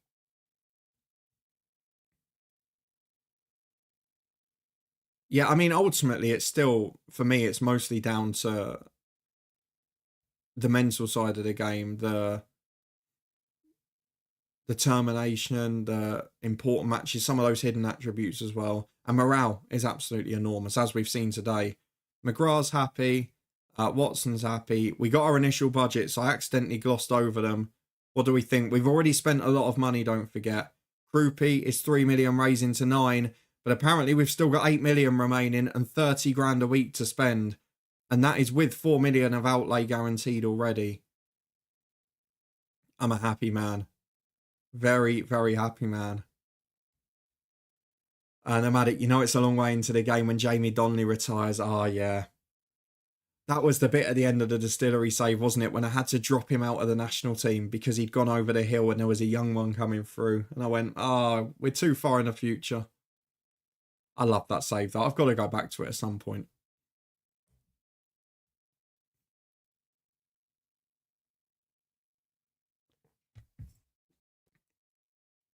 I just wish you didn't have to manufacture the nation competing and they could do it themselves. Over the long term, that is. Once the original squads go and the original managers, it just never seems to work out. Connor Barron having a good season again. He's tied down. Just looking at the outer contracts this year, actually. Just Devlin and Ogbonna, the loan players. And then we've got a fair few next year as well. Nicky Devlin, he thought he'd earned his new deal. I'm not sure he has now. And he's not got the best attributes, so I think we might replace him.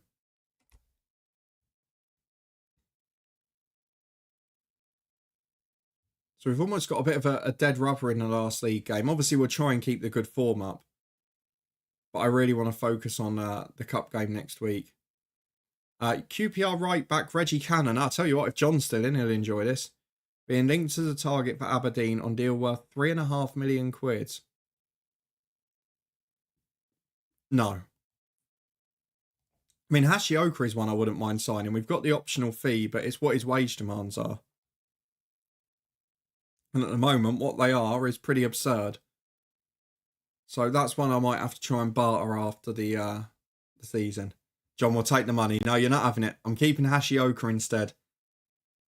Miofsky's received 20 grand for reaching 20 league goals. I think he's earned that this year. 8 in Europe as well. I can't begrudge him that. The one I'm worried about as well. John Sutar's obviously linked, but big problems with injuries. Big transfer fee. It's a very good centre-half, though. Would be the next best at the club after Liam Scales. The one I was looking at is on a free agent deal. We were linked with, I think it was Harwood Bellis, wasn't it? But I don't know if it was going to be an option or not. We've still got that free agent Giovanni Lo Celso that we're watching, but his wage demands are, I mean, genuinely scandalous. I think Tango and Dombele popped up in here a little while ago as well, when we were going between the games. Holgate, I know that I Speak mentioned him earlier for Plymouth, but 70 grand a week, we'll need to wait for him to be released. But there are a few good players popping up there. Let me just have a look at them. Harwood Bellis. Sure we had him before. Yeah, look, A-star on the scout report. Out of contract this year. But not available to offer a contract to yet. He is wanted by other clubs, so Celtic might nick him first. And then the other one was, I wanted to see if we had Ndombele on the scout list. Yeah, look, he just popped up. B-, but not really good enough, so I'm not going to risk that.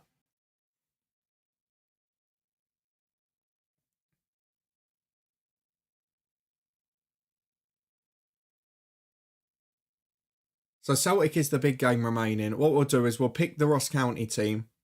We'll take a very quick break in that point as well. Top up the drink and all of that stuff. We'll get you to do the same. And then we'll come back and manage the final 2 games of the season, but all building up to that Scottish Cup final.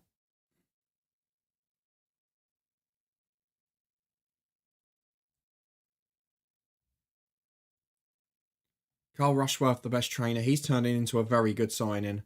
While we have invested little bits of money, we've invested it well.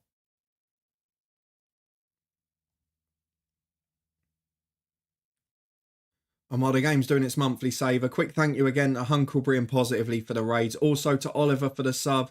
17 months in a row now, madness. Liam for the gifted sub to Ionic too. It's been a big morning. Where do you think Rushworth will go in real life? I'm intrigued by that, John. I actually don't know. I would like to see him go out and get football now, though. So hopefully he'll get a season next year. I mean, maybe we'll need a keeper if Kaminski gets poached, depending on whether he gets football for Belgium this time. You'd imagine he'll be behind Casteels, but we'll see.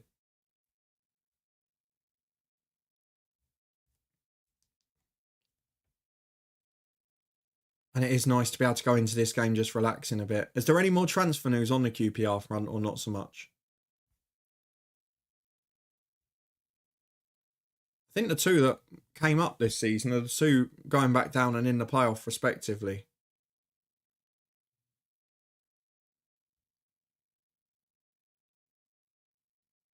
And Ross County, well, can they still get 5th off Kilmarnock? I guess that's the question.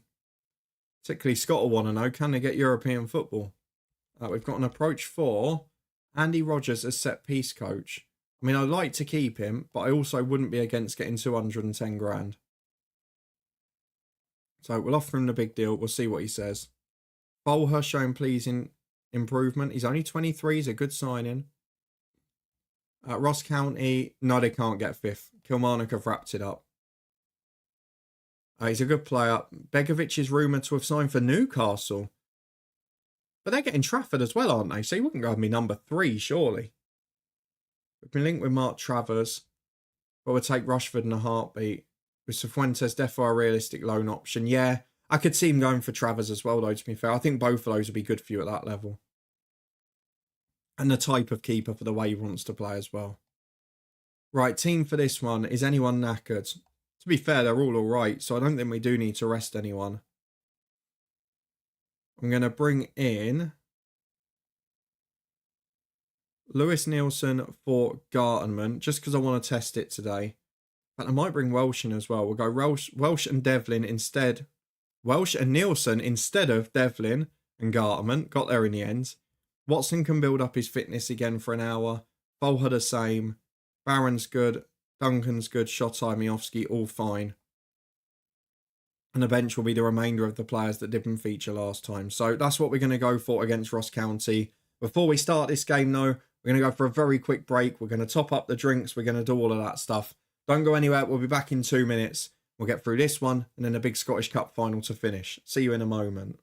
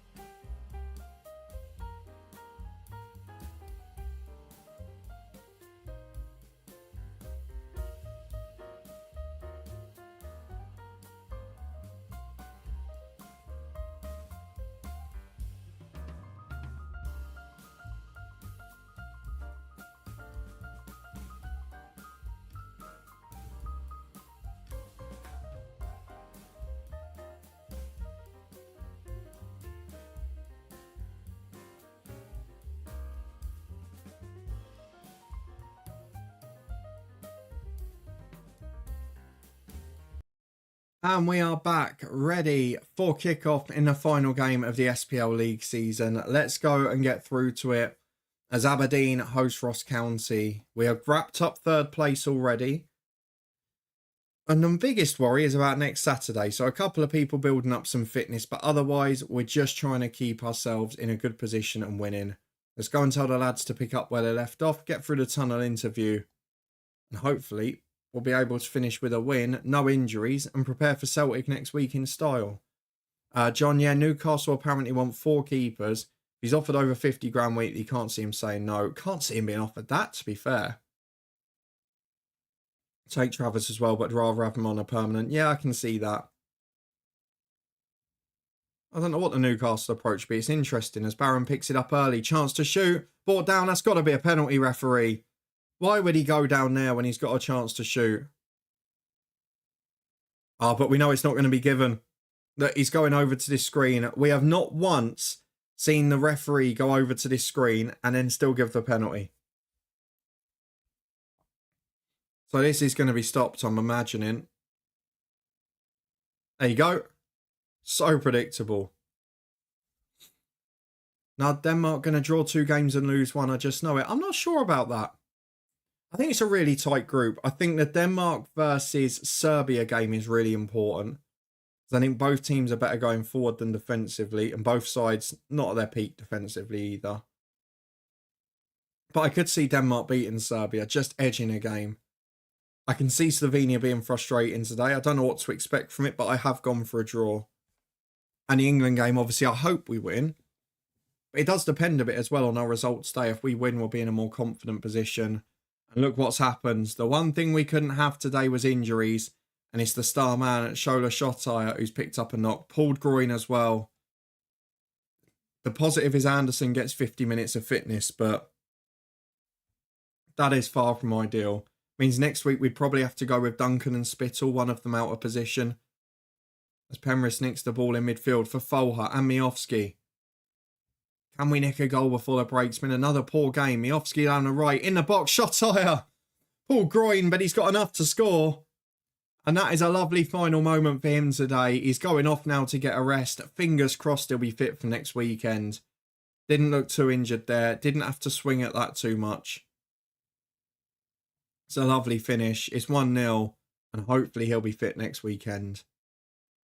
Heard that more teams want 4 keepers because they can have 2 full matches in training and have the 4th as more of a player coach. Yeah, I kind of get that. And maybe for Begovic now, if the body's aching and that playing every week, maybe it is just go and get a bit of money, do your coaching badges, etc.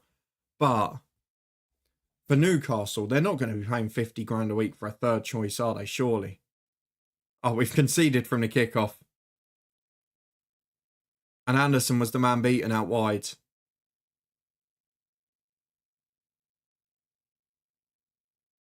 I don't know how to explain this team. I really hope the tactical changes work next year because we're becoming a little bit of an enigma and a little bit hard to predict. We're becoming the Bristol City of the SPL. And by that I mean officially the most unpredictable team. And Welsh showed maybe why he's not going to start that final over Garterman as Penrith works down the left. Looks for Anderson. Trying to recover from that injury. He finds Barron, finds Miofsky. Is that a penalty? It better be because you've stopped the game when it's fallen to Miofsky 20 yards out. Please let it be. Penalty awarded. Now, has Anderson survived that? The injury is the concern. Miofsky's got the penalty. 15 rating. We know that means very little in this. He does score it though. Into the top corner. Miofsky stays in the goals, which is important. Now, can we avoid conceding from the kickoff this time?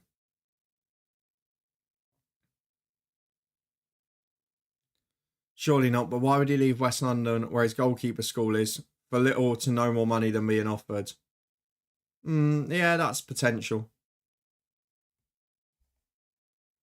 Maybe he won't go, John. Don't forget he was linked with us last summer. Didn't want Premier League football, did he? And I would find that weird because he picked being a number 1 with you over being a number 2 possibly with us. As Welsh goes back to Anderson. And he's back in form just in time. Big goal for him. 2nd of the year.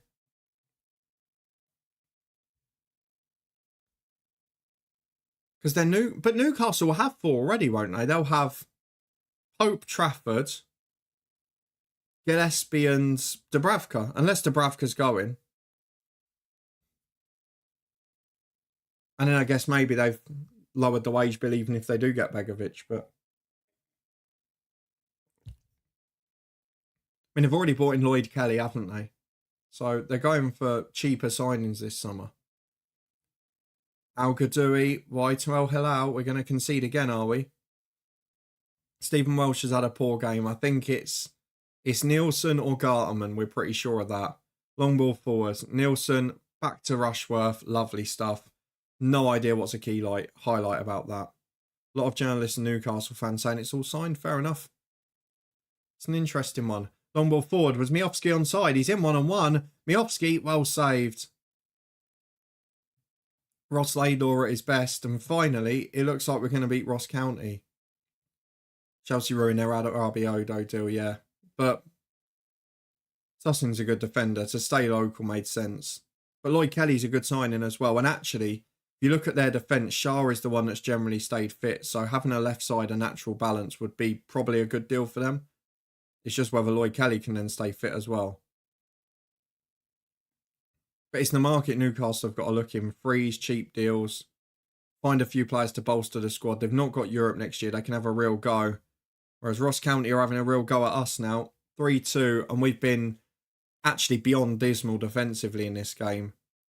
Welsh has just had his rating increased to a 7 somehow.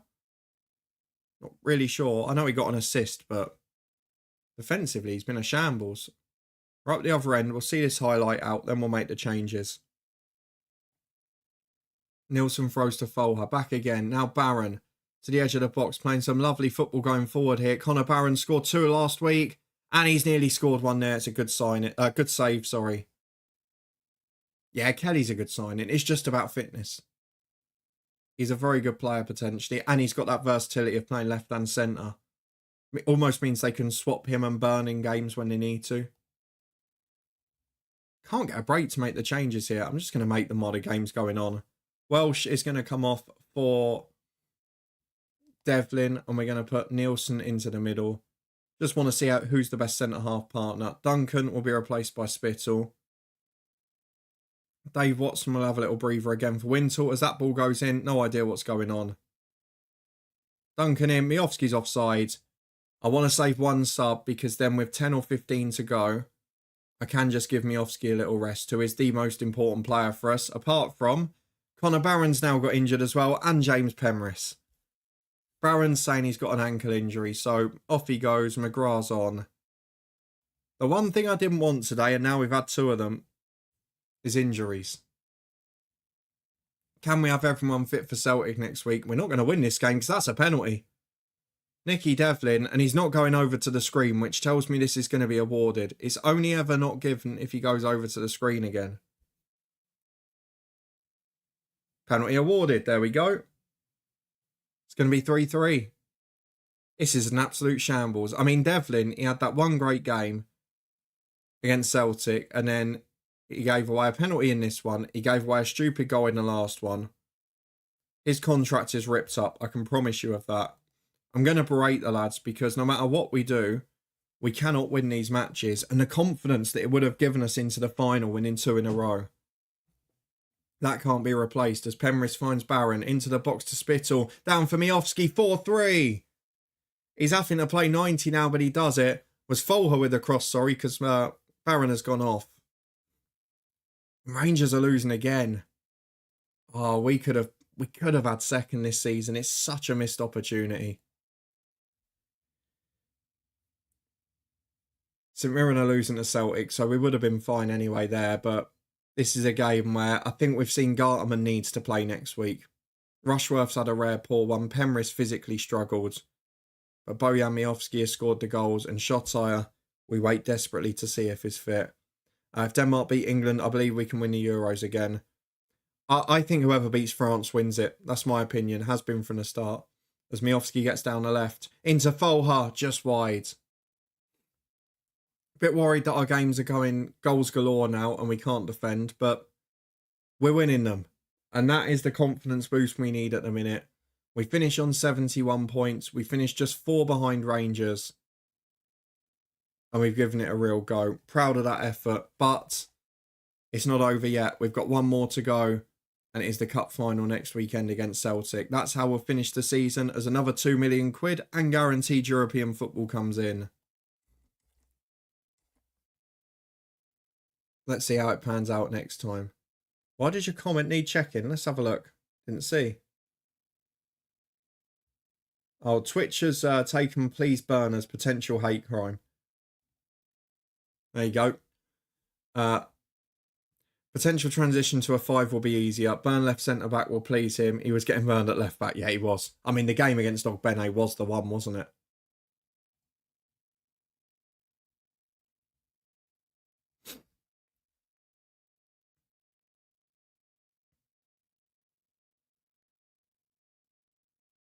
We're obviously getting a few bids for our players on the cheap at the minute as well, which is a concern, but it's going to happen after relegation, isn't it? We have to get used to that sort of stuff. Thank you everyone who stuck along watching on both YouTube and Twitch as well. Do appreciate it. We've got the big game to finish, and then we'll be back at 5 PM UK time because we're going to watch Slovenia Denmark later.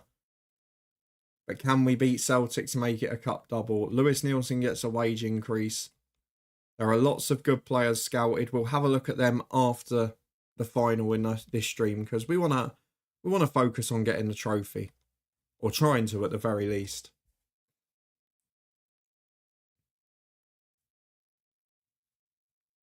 And we know we've already got 2 big signings coming in, so I don't need to get too worried about it.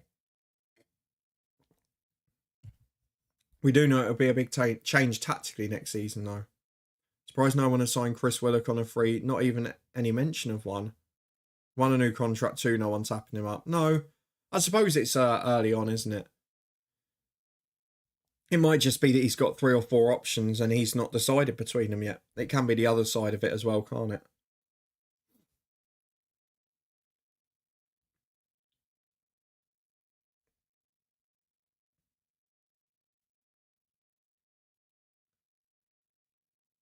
Who thinks we beat Celtic? Not me for sure, but we'll see. I didn't see that Shotai didn't have an injury in the end, did he? Was he all right? Yes, he was. So Shotai should be fit. That was the weekend.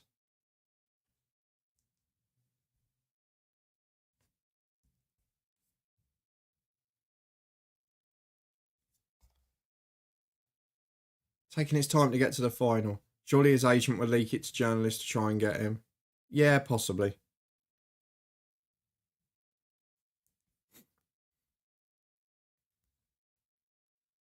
Why do you always think the worst of agents, John?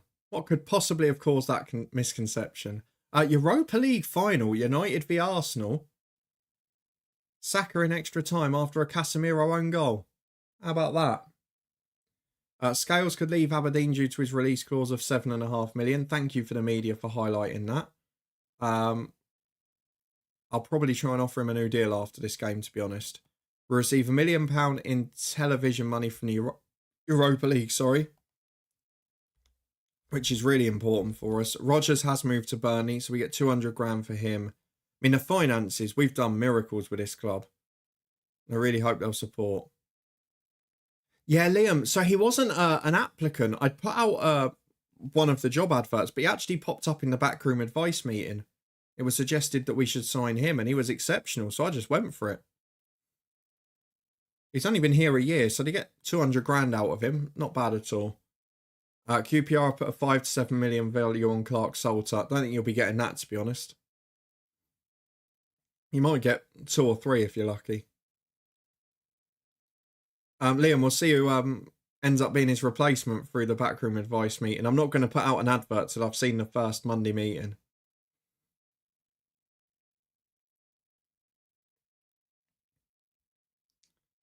But no focus on transfers today. It's all about this final match against Celtic. Can we find a way? You'll be surprised. A few Prem teams being linked. Colour me very surprised. Shocked, in fact, John. I've never been that impressed by him. I've got to be honest with you. I think he's a bit rash. But then he's one of those who likes to play out with the ball, which Suppose in the modern day is all you really need for defenders. Don't actually have to be able to defend anymore, do you? Almost wish I'd come along 10 years later. My thing with when I was trying to get trials for like youth teams and that as a goalkeeper was always that I couldn't kick far enough. Like my long kicks weren't going past halfway and that. I was a good goalkeeper, couldn't do that. You imagine now, all I've got to do is pass it 3 yards.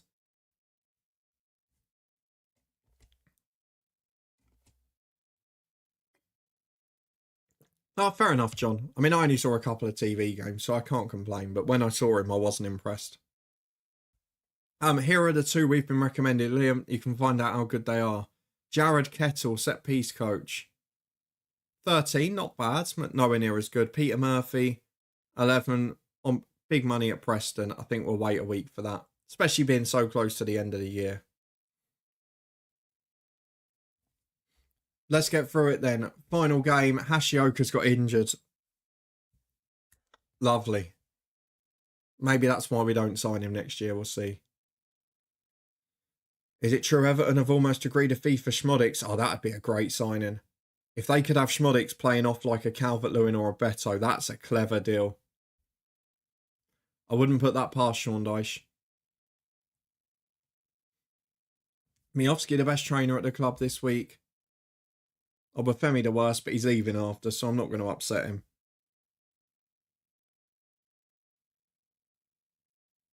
That'd be a great deal from John. Someone had put us in paper talk with him for 20 million quid. I thought, you think Luton are spending 20 million? You don't know anything, do you? We'll worry about all the contracts and that off camera after this. It is the Scottish Cup final. It's the big finish to the stream. Thank you to everyone who stuck along on both platforms this morning. It is now Celtic v Aberdeen in the Scottish Cup final. There's a few players that were rested last time we played them. Right back is a decision. Garterman back in, but we're going to leave Lewis Nielsen right back. The midfield, I can't do a great deal with. Liam Kelly is back from his loan. Might actually make the bench, to be fair. Duncan will stay. Shotai will stay. I'm actually going to go Spittle over Duncan here because he's made a big impact in recent games. And then the substitutes bench is about as strong as it can be. Fredericks for Devlin is a temptation. I'm going to do it. Or am I? No, I'm not.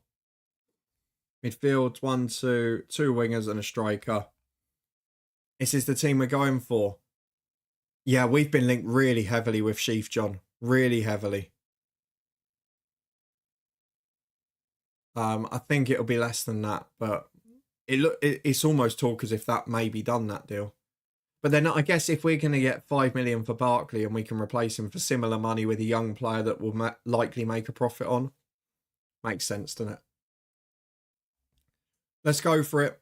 Scottish Cup final. We finish with a big one against Celtic. We're going to try and play on the front foot this time because we have got everyone fit. Bar Hashioka, obviously.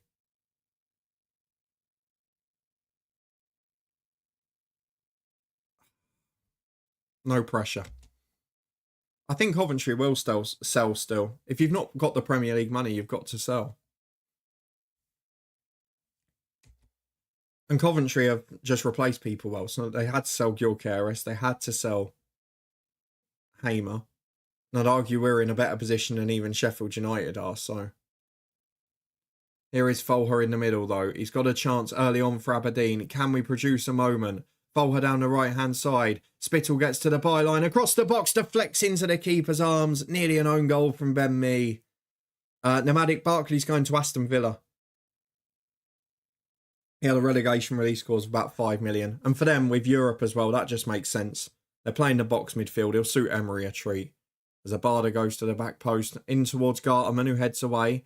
Holm brings it down, who scored last time. Carter Vickers. Just wide. We won't spend 10 million, John. It won't happen. I'm telling you, the deal will be overrated. Everyone said it like we spent 2 million on Carlton Morris 2 years ago. It wasn't even a record transfer. It was 1.2. People saying 5 million for Ryan Giles and for Jacob Brown. None of them more than 2.5 million up front. And because we've got relegated, we've probably saved about 15 million in transfer fees, ironically. Jambo, welcome in. You join us for the final game of the stream, the Scottish Cup final. It's been a quiet-ish 35 minutes, but there's no doubt in Celtic are the more threatening. As Abada puts it in, they might score from this one. Back to the edge to Kyogo. This happened against Rangers in the League Cup final too. We went one down. We found a way back. All we've got to do is stay in the game. Do not let one goal change the plan. Do not let us get outplayed. Yes, it's all Celtic, but if we get to half-time at 1-0, I'll be very happy. Tommy, welcome in. Good to have you here. Jambo, we did finish third. It went to the wire. We drew against Kilmarnock. We drew against Celtic. But then we got a big win from 2-0 down against St Mirren, who were the side 3 points behind us, to wrap it up on the penultimate day. So now, anything we can get here is a bonus. We finished third. We've won the League Cup. If we can win the Scottish Cup or two, it becomes a miracle season. Can we come back into it? It's what we did in the league game against Celtic. We were 1-0 down. We were getting hammered. Then we found the equaliser. It's what happened against Rangers in a League Cup final. 1-0 down, getting hammered, found a late equaliser. Here's Blair Spittle, the random selection of the day. And that is a randomly bad finish, isn't it? Might have to be Duncan for him soon. Jota and Miofsky both struggling. We're going to keep encouraging. We're having odd chances, but not enough to get excited about. And we're 20 to go. I'm going to make a couple of subs. It's going to be Duncan for Spittle. It's going to be McGrath for Watson, who's been struggling after injury. Barron will go holding role. McGrath centre mid on attack. Nielsen off for Nicky Devlin. He either scores or throws away a goal. We'll see which it is.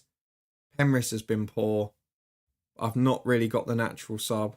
And I can't put Kyogo against Ogbonna. I'm going to leave it like that. Have you watched Neelan's video about what every FM player does? I haven't. What does every FM player do?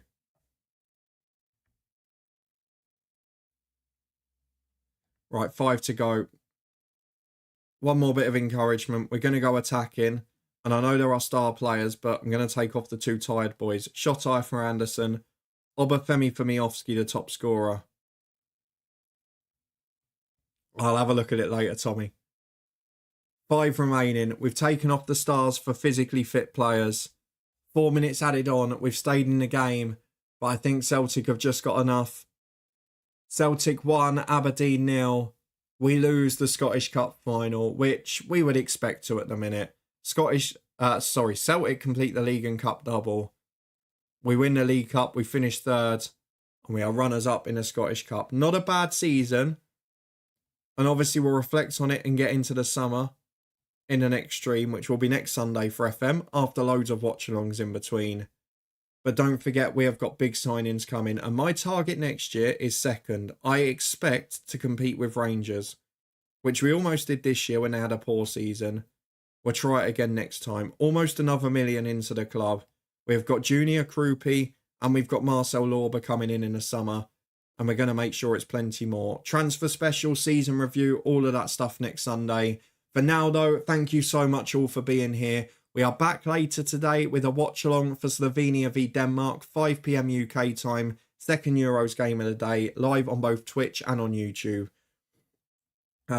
What are your thoughts of Terzic basically being told you have to go, replaced by a rookie coach? It's an interesting one, Tommy, isn't it? I'm not sure it's a move many clubs would take, but Dortmund are a club where players and managers are made, so I wouldn't be shocked if it's a success still. I was more surprised to see Hummels then go afterwards when saying he was going to go if Terzic stayed. But yeah, just a bit of a weird start to the summer there. Thank you again to Hunkleberry and to Positively for the raids. Thank you to Liam for the gifted sub, to Oliver for the usual sub. Let's go and find somebody to raid if we're over on Twitch. We will head over and go to... Is anyone we're following live? Not at the minute. So we'll find an FM stream we can go over to.